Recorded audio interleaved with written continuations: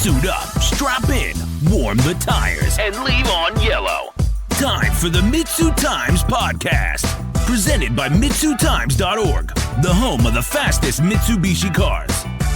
With your host, Josh. What's going on, guys? It's Josh with MitsuTimes. Today, our special guest is Brandon DeVore. He is the creator of the 4G63 Nascar. I'm sure you've seen it on some type of social media. How are you doing today, Brandon?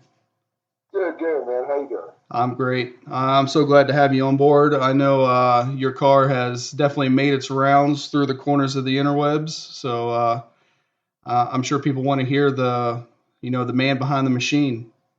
Yeah, man. We're trying to get it out there and let people see it. It was it's been an adventure. We'll say that.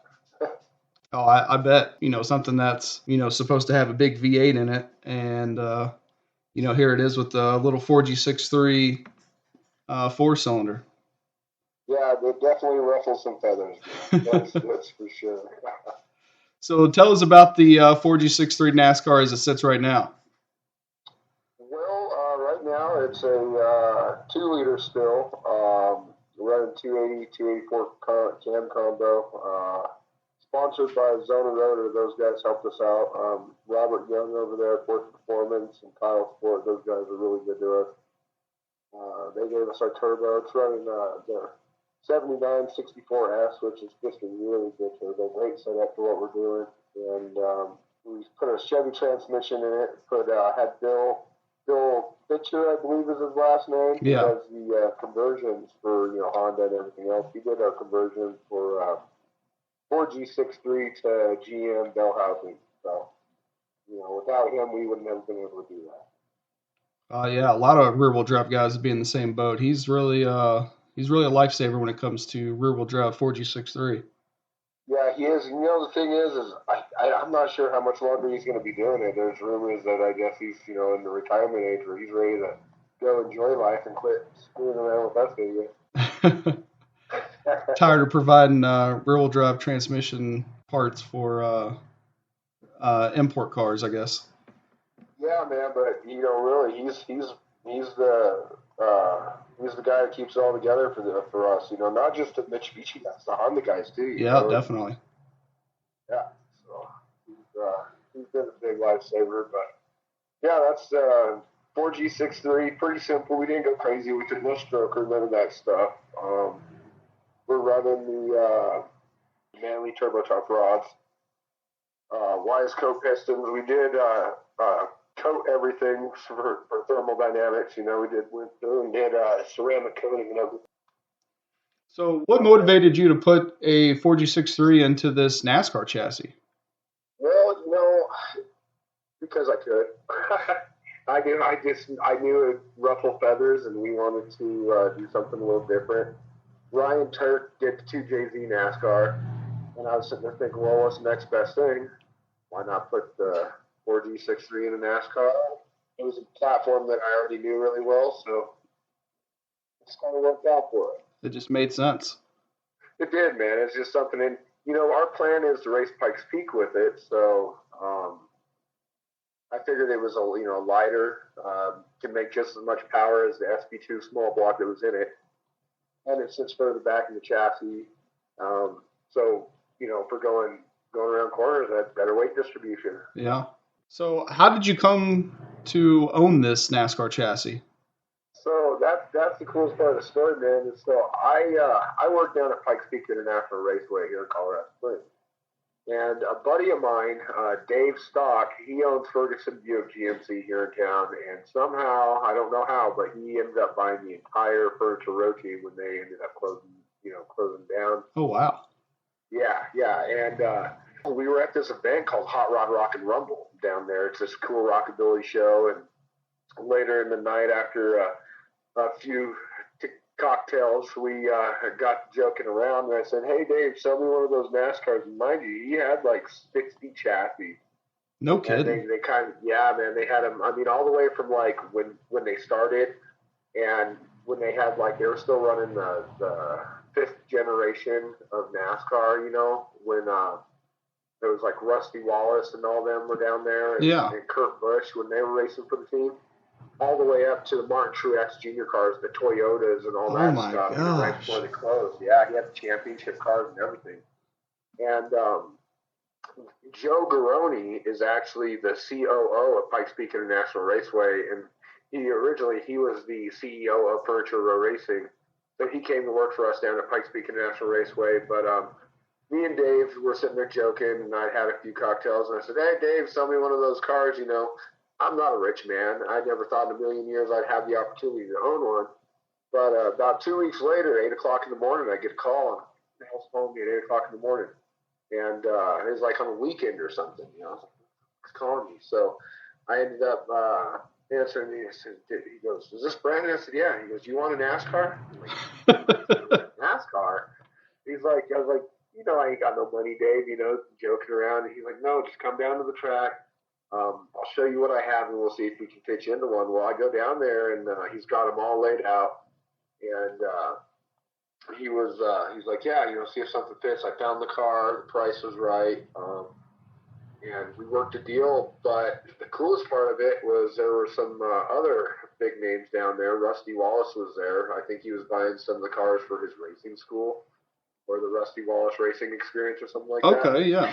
And I didn't know my ass from a hole in the ground when it came to the NASCAR. So I'm sitting here looking at this and poking things like, "Oh, what does this do?" You know? And I'm sure he's over there just like laughing, like this greenhorn has no idea what he's doing. So he was nice enough to come over, and he explained a bunch of stuff to me on the car. And mind you, at the time, I didn't know who he was. Like I knew his face, but I didn't put two and two together that was Rusty Wallace.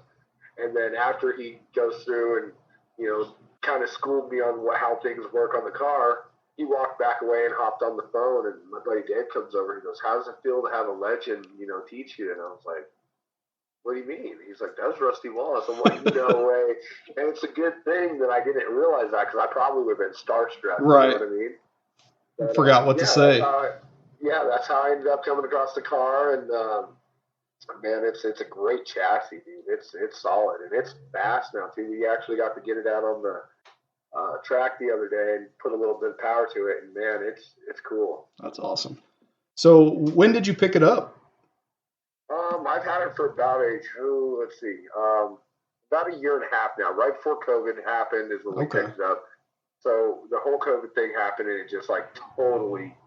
I got lucky because a lot of the parts I purchased right before COVID happened. I got a lot of them through STM, and they were able to ship the parts before all that went really crazy. So I lucked out. So when you went there to look at this all these NASCAR chassis, did you know then that you were planning on putting a 4G63 in one? No, I didn't. I actually bought one just because I could, and I had no idea. I was like, "Well, do I do an LS?" I knew whatever I put in it was going to have a turbo. That's about all I knew. But you know, I got to thinking about it, and I was like, well, you know, the price point for an LS versus the price point for a, you know, I tossed everything. I thought EJ, I thought Cummins, and I was like, no, it only makes sense for me to do a 4G since I've been in the 4G game for such a while. You know. So you haven't had it, you know, like you said, that long. Have you had any other setups in it besides the one that's in it now? Oh, nope, that's it, man. It's just been sitting there staring at me and saying, "Hey, put a 4G in me." That's what I need. So how hard was it to shoehorn the 4G into that chassis? You know, it wasn't too bad. Building the cross member for the transmission was a little tricky. But other than that, I used some old LS motor mounts, like some eBay style motor mounts, and just kind of fabbed them up the way I needed them. Built little plates for the side of the motor for engine mounts, and other than that, dude, it fits in there like it's supposed to be in there. That's awesome.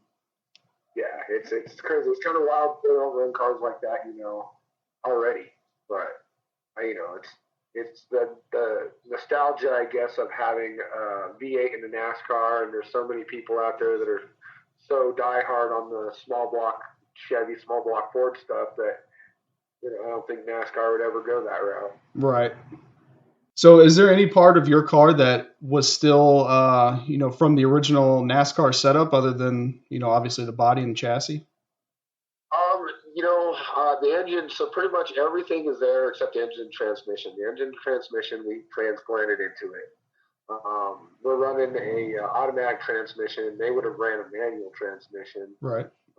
So trainings are a little different, but the rear end, the coolers, the brakes, all that's still left over from the Sprint Cups. Oh, wow. Yeah, it's a road course car, so a lot of the big misconception people have is that it's a NASCAR and it goes left, and they always make the joke, oh, you just go left. They don't realize that, NASCAR has a whole road course series too, and my car is one of the road course cars, and we picked it for that reason, so we can go left and right. And we want to make the thing street legal, so we're kind of in the process of doing that as well. That'd be great. See, pull up to a red light and have a NASCAR sitting next to you. Yeah, exactly. Or pull into, the local car meet, and everybody comes over expecting to see a V8 pop the hood, and they see this 4G63 in there. I think that's like my favorite thing of all. So, considering all the engines that you were talking about that you thought about putting in there, if you could start all over, would you still go with the 4G63? Hands down, man. Absolutely, I would. I think this is, one of these days, hopefully me and Ryan Turk can get together and get his 2JZ NASCAR and the 4G NASCAR together and, go beat it up. Yeah, I have nothing against the 2JZ. I love the motor. They're just out of my price range to build. And I think, there's a little bit to be said about both of them. So they both make crazy power, but we weigh a little bit less, and the power comes on different. So it's hard to say what would really happen if we put them head to head. I think it could be pretty competitive, honestly. So, but I would never think of putting another motor in it or anything like that. I'd love the setup the way it is, and we can't wait to just keep going further with it. So, what are your goals for this year with this car? Well, definitely want to make the shootout. We built it because we wanted to race Pikes Peak, but this is the 100th running of Pikes Peak, and they only chose 100 drivers, and there was probably close to 200 entries, or if not more. Wow! So we didn't even try. But next year we're going to try and run Pikes Peak. But this year we're going to do try and do the shootout, possibly the Texas Mile. Stuff like that. And that's another cool thing about the car is it is a road course car, but it does have a quick change rear end in it, so we can go from like a 422 gear to like a 211 gear. Oh, wow. So if we want to go 200 miles an hour, we can, or we can set it up for, short road course stuff as well. And it's just a quick interchange, just in and out. It's about a 20-minute deal. That's so cool. Yeah. So do you have any power goals or I know it's not really a quarter mile car, but a quarter mile goal or a Pikes Peak goal? Well, and that's the cool thing about it is that the sky's the limit. We don't have anybody we have to appease, so we can do whatever we want with it. I plan on putting a set of skinnies on it and doing some drag racing. Yeah. I'd like to see a 10-second run in the car. But we'd also like to do, standing mile or standing half mile and put a parachute on it. So we, do road course stuff, Pikes Peak. The sky's the limit. We might even go as crazy as putting some tracks on it at some point. Making some funny content with a set of tracks on it. Yeah. But power-wise, I think right now it's sitting about 600 horse. I can't confirm that because we haven't been able to get it on the dyno yet because, of course, racing and every dyno in the States just passed. But we will get there, and we will have the content for everybody. But the goal is about 1,000 horsepower, which should be very obtainable in that setup. No reason we can't reach that. Yeah, definitely. Especially, with boost and the right fuel and, a little bit of timing, we'll get it figured out, man. This episode of the MitsuTimes podcast is brought to you by Darren Thomas Racing. They're an automotive performance and engine service shop located in the Oklahoma City metro area. They have specialized in the DSM platform for the last 20 years, but are not limited to only DSMs. They offer in-house machine work, full performance builds, repairs, and tuning. They are best known for their automatic transmission repairs and service. Some of the quickest auto Mitsubishis on our list rely on Darren Thomas Racing transmissions. Contact them on Instagram or Facebook at Darren Thomas Racing. you talked about maybe the shootout and the Texas mile. Is there any events that somebody can come out and see this thing in action this year? Yeah, so if anybody's going to be in the Colorado area, we'll have it at Vandermeer for like Street Tuner Mayhem. We'll have it at the KPI Car Show at Vandermeer. We'll have it at Hot Rod Rock and Rumble at Pikes Peak International Raceway. We have the slush event coming up at the end of the month down at Pikes Peak International Raceway, which is a really cool event. And we might even make it to the ice cream cruise. It's hard to say. So I've been watching your TikToks and I see some other 4G63 cars. Will you talk us briefly about your history of 4G63 cars or Mitsubishi cars in general? Yeah, so I haven't been a DSMer but about 5 years. I've always had them around. I've always had friends that were really into them. So I always was just outside of the game watching people. But about 5 years ago, I bought my GSX. And it pretty much went downhill from there, man. Now I'm addicted. I have a GSX that we Targo topped. A lot of people know that car. That car got a lot of internet cred, I guess you could say. We ran an 11.2 in it at Vandermeer. It was about 480 horsepower car. Had a 2-liter in it with a whole set HX40 billet wheel and stuff like that. It ran great, man. That car. It was a good daily, but it also made crazy power. Problem was, we just couldn't keep trannies in it. And then my wife's got a 99 GST convertible, which is just about the cleanest 2G I've ever seen. And I think it's one of the very, very late model 2Gs that right before they discontinued them. It has the black box, the Evo black box in it. So it's a pretty unique little car. And then my brothers had a 1G forever that made crazy powers on the FP Red and ran methanol in it, and that thing is really quick. So they've always been around, but me personally, I've only been into them for about 5 years. That's where I'm at. But now I'm hooked, man. I can't be going anywhere else. I don't even like working on my LS stuff anymore. Yeah. You got a whole driveway full too, don't you? Dude, I do. I've got my buggy. I've got my right-hand Jeep. I've got all kinds of stuff. 29 Mercedes-Benz. I've got a couple other that I'm getting ready to start building too. So, usually you rob Peter to pay Paul type deal. Sell one to fix another. But that's the game, and that's why I love the camaraderie amongst the car community, is because it makes it fun. Trading parts and getting information from other people for stuff that you get stuck on, or that's what makes what we do so much fun. So what was it about the GSX that got you hooked? The power, man, the launch. Like I said, if I could have kept transmission in that thing, I drove it like a pissed off teenager. Two-step everywhere I went, and just launched every red light. Dude, absolutely. That thing, it 60-footed really, really well, and always ran good. Never really had too many mechanical issues other than ones that I could have probably prevented had I just done things different. But man, that car was just addicting. And the only reason I got rid of it is honestly I didn't have room for it anymore. And I had to be real with myself when I was building the Nascar. Like, okay, am I going to have time to build both of them, work on both of them? And the ultimate answer was no. So once again, rob Peter to pay Paul. So I got rid of it to help buy some parts for the Nascar. Sometimes that's what you got to do. But what goes around comes around. I'll probably find another one.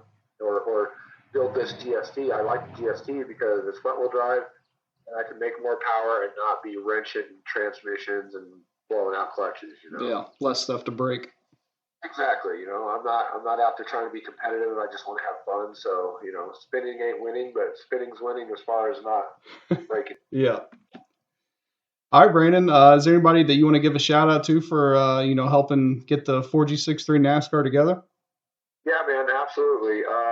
So Josh over at Street Scene Review, SSR Videos, Zona Rotor, those guys over there have been really cool to us. Robert Young and Force Performance, they've really helped us out a lot. The people over at Butcher Racing, they've helped us out a lot too, man. When we were having problems with ignition, they really took care of us. So Thanks to all the people over at STM. Those guys helped us out a lot too. They gave us good information. We bought most of our parts through them, and pretty much the whole DSM community, because there's been a lot of people that have given me a lot of good advice and shot me in the right direction for this build. So thanks, DSM community. It's sink or swim with the DSM community. Either they're going to get behind you or they're going to make sure you sink. Exactly. And it's very cutthroat, but it's still competition at the end of the day. They're building cars too, but that's where the camaraderie comes in. Sometimes you can find somebody that'll really help you out, or either they're that or they're competition. Yeah. Brandon, so where can people find this, some more information about this car? You want to drop your social medias? Yeah, we're on TikTok, Instagram, Facebook, 4G63 NASCAR, and also Street Scene Review has a bunch of videos of the car as well. And we love bringing content to everybody, so we look forward to bringing more content. Definitely. Well, Brandon, thanks for coming on, man. I'm glad we got a chance to do this, and I hope some people get to check out the 4G63 NASCAR, and hopefully we'll get to see you at the shootout. I'm sure that'll definitely cause a stir up there. Oh, I'm sure, man. Thanks for having me. I appreciate it. Absolutely. All right, brother. Take care. Thank you for listening to the MitsuTimes podcast. Check out our Instagram and Facebook for daily updates. Get added to our list by going to MitsuTimes.org and clicking Submit a Slip. Thank you to all of our sponsors.